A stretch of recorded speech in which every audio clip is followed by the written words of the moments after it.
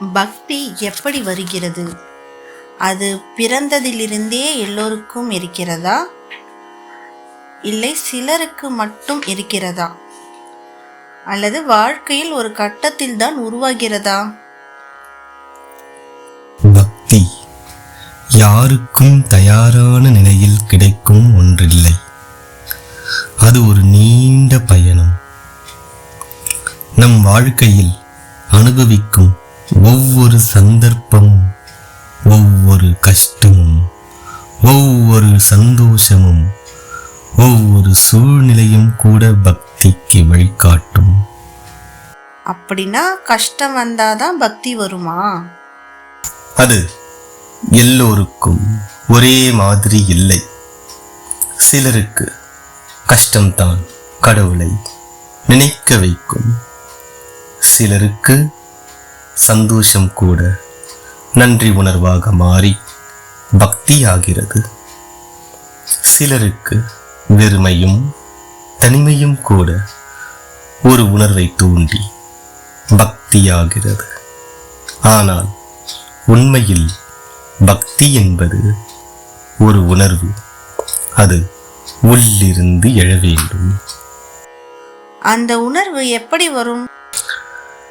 நாம் ஒரு நாள் நம்மால் எல்லாவற்றையும் கட்டுப்பாட்டில் கொண்டு வர முடியாது என்று உணரும்போது, நாம் ஓடிக்கொண்டே இருந்த வாழ்க்கையில் ஒரு நிமிடம் நின்று, ஏன் இது நடக்கிறது என்று கேட்கும்போது, அந்த கேள்விக்கான பதிலை தேடும்போது பக்தி ஆரம்பமாகிறது.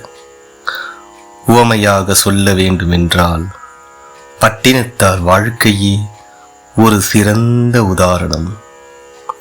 பெரும் செல்வந்தராக, புகழும் செல்வாக்கும் மிக்கவராக இருந்த அவர்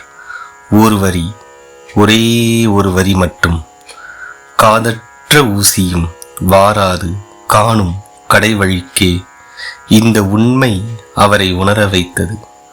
அந்த ஒரு உணர்வே அவரை பக்தி மார்க்கத்தில் நடத்தி சென்றது. அப்படின்னா பக்தி என்பது பயமா அல்லது நம்பிக்கையா?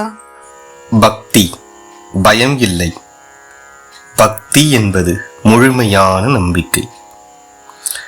என்ன நடந்தாலும் அது நல்லதற்காகத்தான். என்னை வழிநடத்தும் ஒரு சக்தி இருக்கிறது. இந்த நம்பிக்கை வந்துவிட்டால் அதுதான் உண்மையான பக்தி. ஆனா நாம பொதுவா கடவுளை மறந்து விடுகிறோமே. அது மனித இயல்பு. நாம் சந்தோஷமாக இருந்தால் கடவுளை மறந்து விடுகிறோம். நாம் கஷ்டத்தில் இருந்தால் கடவுளை தேடுவோம். ஆனால் உண்மையான பக்தி என்னவென்றால், இரண்டிலும் ஒரே நம்பிக்கையோடு இருப்பது, இரண்டிலும் ஒரே நிலைப்பாட்டோடு இருப்பது. ஞானிகளைப் போல அவர்கள் அனைத்தையும் சமமாக பார்த்து எப்போதும் இறை சிந்தனையோடு இருப்பார்கள்.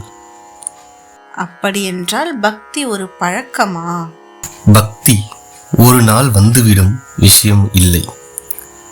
தினமும் ஒரு நல்ல சிந்தனை, ஒரு நன்றி உணர்வு, ஒரு சிறிய பிரார்த்தனை, எல்லா உயிர்களிடமும் அன்பு, இறைவன் மீது நம்பிக்கை, நல்வினை தரும் செயல்கள், இவை எல்லாம் சேர்ந்து பக்தியை வளர்க்கும். இல்ல பக்தி உள்ளவர்களுக்கு வாழ்க்கை எளிதாக இருக்குமா? இல்லை. வாழ்க்கையில் எல்லோருக்கும் சோதனைகள் இருக்கும்.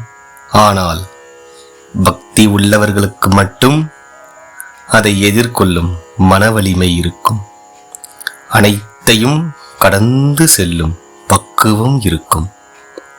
சரி, இப்ப சொல்லுங்க, பக்தி எப்படி வருகிறது? பக்தி கஷ்டத்திலிருந்து வரலாம், நன்றியிலிருந்தும் வரலாம், உண்மையை தேடும் மனதில் இருந்து கூட வரலாம். ஆனால் இது இறுதியில் ஒரே இடத்திற்கு கொண்டு செல்கிறது. ஆம், உள் அமைதி, இறைவன் மீது முழு நம்பிக்கை. நாம் தேடும் கடவுள் வெளியில் இல்லை, நம்முள் தான் இருக்கிறார். கடவுள் இந்த சொல்லின் உண்மையான அர்த்தம். கடந்து உள்ளே செல். வாழ்க்கையை கடந்து, சிந்தனைகளை கடந்து, மனதின் ஆழத்தின் உள்ளே இறங்கும்போது அங்கேதான் நாம் தேடும் கடவுள் இருக்கிறார். இந்த வீடியோ உங்களுக்கு பிடிச்சிருந்தா சத்யஜோதி யூடியூப் சேனலை சப்ஸ்கிரைப் செய்து சப்போர்ட் பண்ணுங்க. நன்றி, வணக்கம்.